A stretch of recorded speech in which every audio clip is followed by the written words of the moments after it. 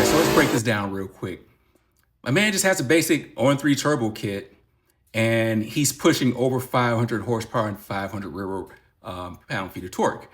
Now that's average work for your normal turbo 4.6 engine, but my man is planning on turning this thing up, and so what he did is just took a set of Boss 302 rods or Gen 2 Coyote rods, threw them in this rotating assembly, didn't even balance it, and just sent it.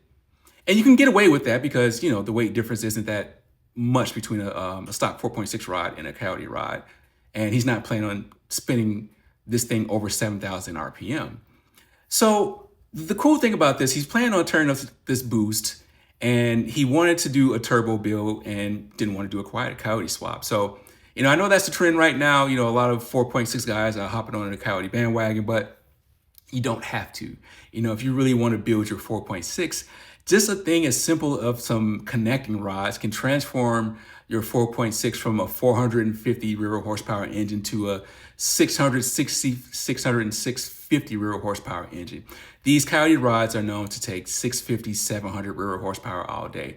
The stock pistons on these 4.6 are fine as long as you stay away from E80. As long as you stay away from detonation and throw some E85 on there, you're solid. So, all my new Edge guys, all my 4.6 guys, 2-valve, 4-valve, slow down. You don't really have to jump on the Coyote bandwagon. You can make some good horsepower out of that 4.6 motor.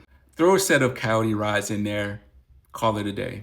Here's just a quick example. If you want a set of Coyote rods, you can, if you really want some brand new ones, it's just a quick Google search and you can find some brand new Boss 302 / Gen 2 Coyote rods for about $500.